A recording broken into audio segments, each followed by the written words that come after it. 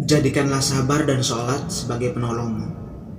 Dan sesungguhnya yang demikian itu sungguh berat, kecuali bagi orang-orang yang khusyuk, yaitu orang-orang yang meyakini bahwa mereka akan menemui Tuhannya dan bahwa mereka akan kembali kepadanya. Quran Surat Al-Baqarah ayat 45-46. Kita seringkali mencari pertolongan ke sana kemari saat kita ditimpa masalah. Namun kita, mungkin hanya saya, malah sering lupa untuk meminta pertolongan kepada Allah Subhanahu wa taala melalui sholat dan sabar. Sholat adalah bukti ketundukan kita kepada Allah. Sholat adalah doa. Sholat adalah ibadah yang bukan hanya memuji Allah Subhanahu wa taala, tapi juga berisi permintaan-permintaan kita kepada Allah. Alangkah indahnya dalam sujud dan ruku kita mensucikan dan memuji Allah sebagai simbol ketundukan dan ketaatan kita pada Allah Subhanahu wa taala. Allah Maha Pengasih dan Maha Penyayang. Jangankan kepada makhluknya yang tunduk dan taat, bahkan kepada orang-orang yang membangkang pun dengan segala kesombongannya, Allah masih tetap memberikan nikmat tiada tara. Mungkin kita perlu membenah salat kita agar sesuai dengan syariat dan menjalankannya dengan penuh kekhusyuan. Kita seharusnya malu jika masih setengah-setengah menjalankan sholat, mengabaikannya, tidak peduli apakah sholat kita sudah benar atau tidak, dan sholat hanya penggugur kewajiban. Pertanyaannya, sudahkah sholat kita sesuai syariat? Sudahkah kita yakin bahwa sholat kita sudah sesuai dengan syariat? Marilah kita bertanya, apakah takbiratul ihram kita sudah benar? Jika ya, tahukah Anda ayat atau hadis yang membuktikan bahwa takbiratul ihram kita itu sudah benar? Jika kita masih ragu atau masih belum bisa menjawab pertanyaan-pertanyaan ini, berarti kita masih perlu belajar. Kita masih perlu belajar. Masih perlu membuka buku-buku fikih dari ulama terpercaya.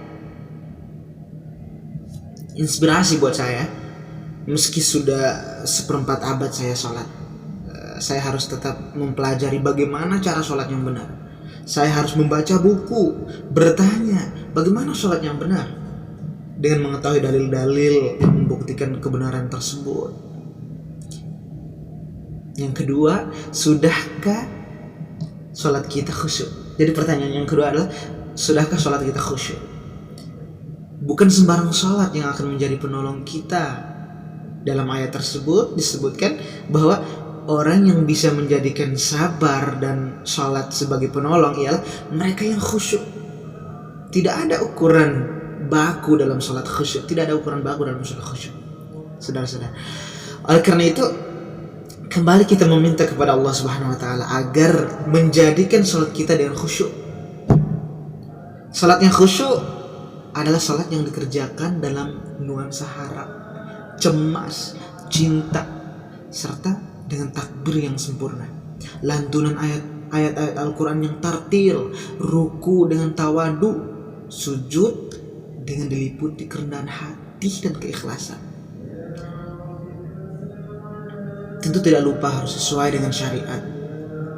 Sebagai tips agar salat kita lebih khusyuk, ialah menganggap bahwa sholat yang kita lakukan adalah sholat yang terakhir.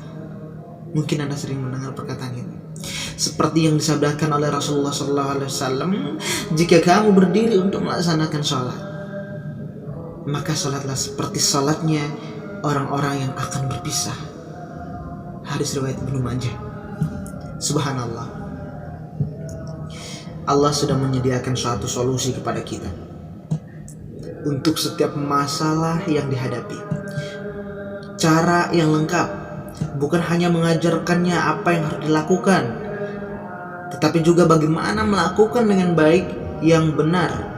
Masihkah kita takut dengan masalah? Pertanyaan saya, masihkah kita takut dengan masalah? Masihkah kita menghindari masalah? Masihkah kita frustasi dengan masalah? Padahal Allah Subhanahu wa taala sudah memberikan solusi bagi kita. Jalani hidup, hadapi masalah. Jangan menjadi pengecut sehingga kita tidak berkarya, tidak mencoba berbuat sesuatu yang besar karena takut masalah menghadap kita. Banyak pemuda yang enggan menikah ya. Banyak pemuda yang enggan menikah karena alasan belum siap. Padahal solusi sudah persiapan oleh Allah Subhanahu wa taala. Solusinya adalah sudah disiapkan oleh Allah Subhanahu wa taala. Banyak orang yang tidak mau memikul beban dakwah, padahal solusi sudah disiapkan oleh Allah Subhanahu wa taala. Saat Rasulullah Shallallahu alaihi wasallam dan para sahabat hijrah, mereka meninggalkan kampung halaman, meninggalkan harta benda, dan meninggalkan keluarga. Mereka mengambil risiko untuk meraih sesuatu yang lebih besar. Mereka tahu masalah bisa saja muncul baik saat hijrah dan setelahnya, tetapi mereka tetap menjalani karena mereka yakin masalah yang akan ditemui Allah Subhanahu wa taala sudah disiapkan solusinya. Allah sudah menyiapkan solusinya. Apapun masalah yang kita temukan dalam perjalanan hidup kita, yakin Allah sudah mempersiapkan solusinya. Oke? Rasulullah Shallallahu alaihi wasallam selalu menjadikan sholat sebagai solusi berbagai masalah. Seperti yang kita baca dalam berbagai riwayat, Hudzaifah bin Al-Yamani menceritakan jika Rasulullah Shallallahu alaihi wasallam ditimpa sebuah kesulitan, beliau bersegera melaksanakan sholat. Begitu juga yang diriwayatkan oleh Harith bin Madrib, aku mendengar Ali radhiyallahu an berkata, kamu melihat kami dan segala keadaan kami pada malam perang Badar kecuali Rasulullah Shallallahu alaihi wasallam. Beliau mengerjakan salat dan berdoa hingga datang waktu subuh. Seringkali saya mendengar jika seseorang sakit, dia seolah-olah ada alasan untuk tidak sholat, padahal justru sholat bisa mengobati penyakit. Seperti apa yang diriwayatkan oleh Abu Hurairah saat dirinya sedang sakit perut. Rasulullah SAW bertanya, apa kamu sakit perut? Apa kamu sakit perut, Abu Hurairah? Yang menjawab, benar. Beliau bersabda, berdirilah dan kerjakan sholat. Sesungguhnya dalam sholat itu terdapat kesembuhan. Allahu Akbar. Marilah kita hadapi hidup dengan tegar. Biarkan masalah datang, tidak usah kita hindari. Apalagi lari dari masalah. Saat kita lari dari masalah, sebenarnya hanya menuju ke masalah yang lain, yang mungkin saja lebih besar dari masalah yang kita hadapi saat ini. Kita sudah memiliki solusi dari setiap masalah yang muncul, yang sudah disiapkan oleh Allah Subhanahu wa taala untuk kita. Marilah menjalani hidup dengan lebih semangat dan optimis. Tidak ada alasan untuk tidak. Saat kesulitan menghimpit, bersabarlah. Saat kesulitan menghimpit, bersabarlah. Saat kita menghadapi masalah, saat kita memerlukan pertolongan, yang kita bisa lakukan selain sholat adalah bersabar. Memang ada yang lain, usaha. Ya, usaha. Yang sebenarnya usaha adalah bagian dari sabar. Hanya saja usaha dalam rangka sabar lebih bermakna ketimbang hanya usaha saja yang bisa saja membuat kita frustasi. Memang makna kesabaran bukanlah kita diam, pasrah, dan menyerah. Sabar bersanding dengan usaha. Bahkan dalam berbagai ayat kita temukan sabar sering disandingkan dengan kata jihad. Inilah maknanya kita. Usaha, jihad, sabar, akan ada pertolongan Allah Subhanahu wa taala.